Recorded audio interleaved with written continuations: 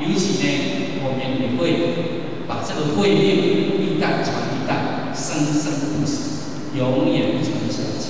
因为我们现在真是白眼命运啊，有10800年嘛，所以这个道脉要永远的流传下去。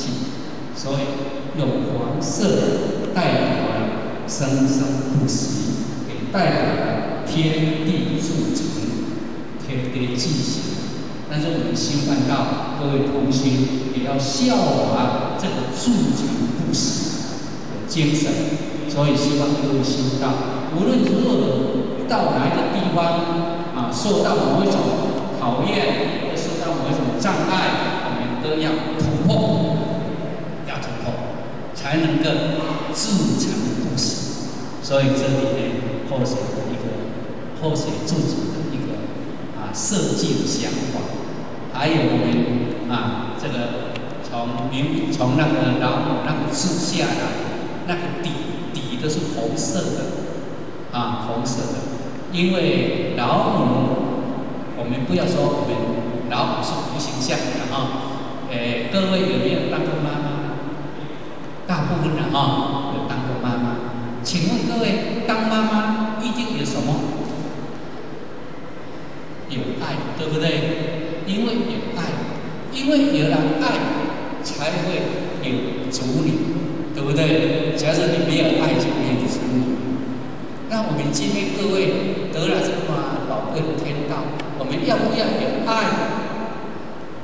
要我们的爱不是爱我们的子女而已，我们要爱所有的兄弟姊妹，要爱我们老母的所有子女，所以我们要效法老母，也叫做什么？叫做热成热，有了热，发光发热，有了热才能生生不息嘛，对不对？所以呢，也希望各位同心，我们得了道以后，能够发挥我们的热，能够呢培养我们的后学，让我们的后学能够生生不息。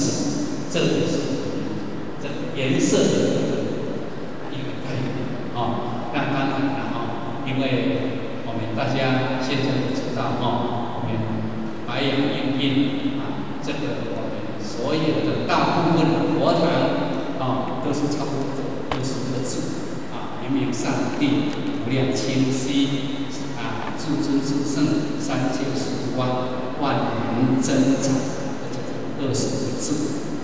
这20个字呢，或许是听说了我们西域和老前人从大陆要来我们台湾开荒，他带来的这个神会的这个匾木匾火匾就是这20个字。是那个时候呢，是用竹写的，用抓线我们西域和老前人来台湾开荒的佛堂。这20个字是用竹写的。那我们现在呢，用木材给它雕刻，对不对所以这里呢，大概建筑是这样的